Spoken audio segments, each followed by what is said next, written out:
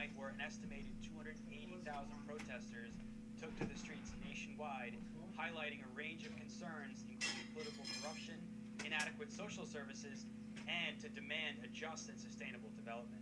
The protests began last week in Sao Paulo over a hike in bus fares, organized by the Free Fare movement, which demands free public transportation. Brazilian President Dilma Rousseff condemned the violence, but said her government is listening to the voices calling for change. The government and society knows that all violence is destructive. Sadly, it only generates violence. We cannot accept this. However, this does not detract from the peaceful spirit of those who are out on the streets to demand their democratic rights. These people must be heard. This was apparent.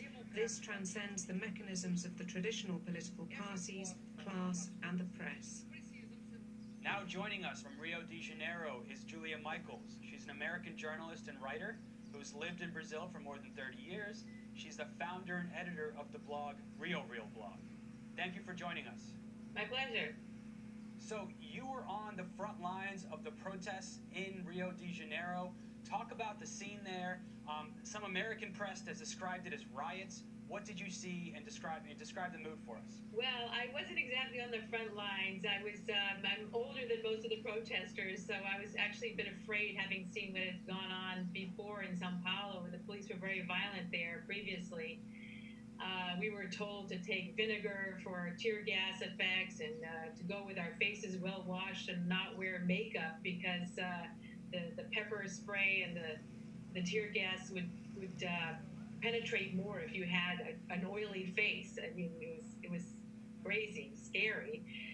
But I was there, and I did see that the main avenue that cuts through downtown Rio was absolutely packed full of people. They say it was 100,000. I think it might have been more.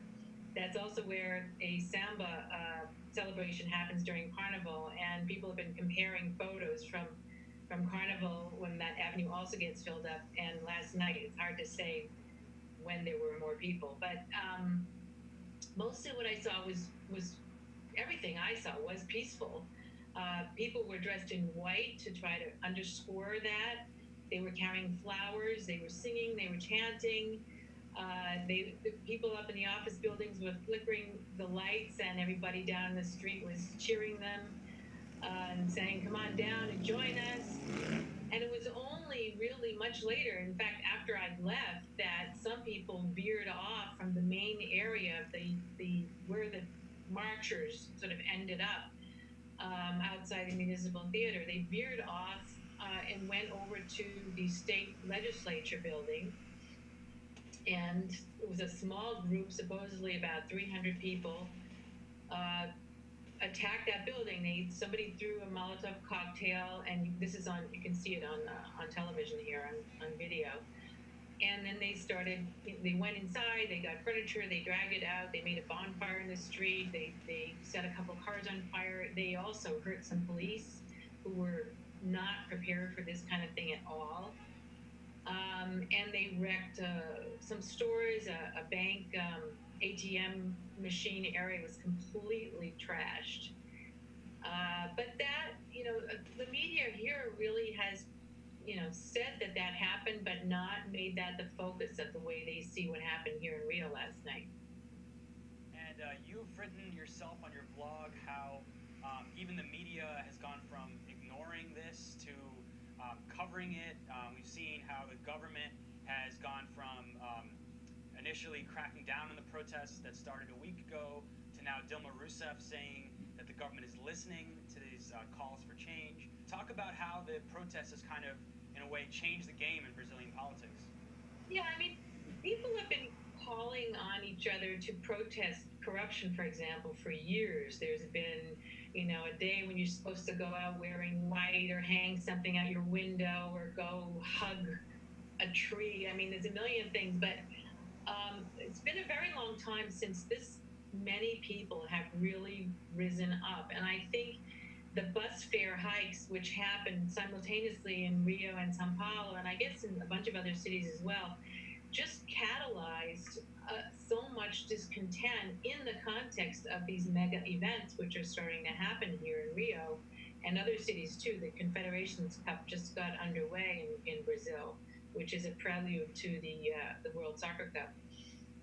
So I think, the bus fare hike, which really wasn't even that much in terms of the money, made people think again about a basic fact about Brazil, which is that it's a two-tiered country.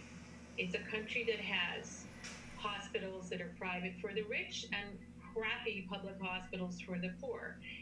Same thing for schools. Same for public transportation. And so that the bus issue just brought all of that into people's consciousness in a very strong way. The way working people suffer on public transportation here is just unbelievable. There are people who get up at 3 and 4 in the morning and take several different buses to get to where they need to go. And they also pay a big chunk of their wages to be able to afford the transportation. And what would you say were the root causes that maybe sparked this protest? Would you say that the events in Turkey, the occupation of Taksim Square, and other protests there might have inspired the rising up of protesters here in Brazil? Well, I think there's two things going on. One is that the internet has a huge role, I think, both in Turkey and Middle Eastern countries and in Brazil. I think the 20-something generation is just a completely different generation. They think about things differently.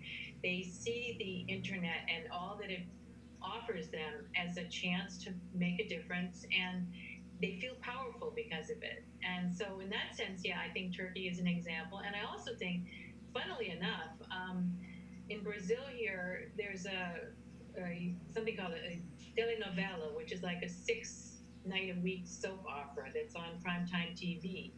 And the telenovela that just ended weeks ago took place partly in Turkey. And it focused on, it was all kinds of, romantic stories, etc. But also it had, it focused on the issue of human trafficking, of women being taken from Brazil to Turkey to supposedly work in good jobs there, and then they got there in the story and found out that they were prostitutes. So Turkey is very much in people's minds, and I think maybe the novella had something to do with it. It's a funny coincidence, anyway. And we've seen in places like New York, even where you have these mass demonstrations and the police crack down using very violent measures that seems to get the public attention and gain public sympathy for these protests. Was that a factor has that been a factor in Brazil? Definitely. The police in Sao Paulo were totally unprepared for what happened last week. And the protesters definitely got sympathy nationwide because of that. Here yesterday, the police were unprepared in another way. There weren't enough of them, and they weren't able to protect these buildings and things, the cars that were burned. Now they're saying that there will be thousands more police in Rio on Thursday for the next protest. And I also just read, just before we began to speak, that the Army is saying that they'll be ready. And that's very scary in a way, because, the Army are not meant to be acting against the domestic populace. And finally, what would you evaluate as the prospects that these protests can lead to concrete change? We played a clip earlier where where Brazilian President Dilma Rousseff said she's listening to the voices for change. She herself was a former guerrilla that was imprisoned and tortured by the Brazilian dictatorship decades ago. How receptive do you think her national government is going to be to these protests? Or are these protests just the beginning of a much larger movement that's going to take shape before change is implemented? Oh, there's all such good questions. Well, I did see just a little while ago that some mayors in some of the cities where there were protests last night have reduced the bus fares. So that's already, you can see the impact. And the mayor of Rio, I think right now as we speak, is meeting with protesters about that, and the mayor of Sao Paulo was doing the same earlier. The thing is that, even though Dilma Rousseff comes from the left, comes from a dissident background in the 1970s and 60s, the government basically, although it's a leftist government, is sort of sewn on top of a political and social and economic structure that hasn't, in some very basic ways, has not changed. The two-tier society that I talked about before, it's still there. We have now included a lot more Brazilians in the formal economy. There are many more people who were lifted out of poverty. Millions of people were lifted out of poverty in the last decade, and that's very much to the credit of Dilma and her predecessor, Lula. But the basic structures of the way life works here still have not changed, and I think that's what these protests are about. And so that is a huge demand. I mean, how are we going to rethink public transportation in the whole country, basically? How are we going to rethink healthcare? How are we going to rethink a school system where anyone, the moment they have the tiniest bit of excess income, the first thing they do is put their kids in a private school? But I don't think the demands are going to go away. There's an awful lot of listening and dialoguing is going to have to happen, and it's going to take a while. Julia Michaels, thank you for joining us. My pleasure. We'll certainly keep following these developments, and thank you for joining us on the Real News Network. Very interesting.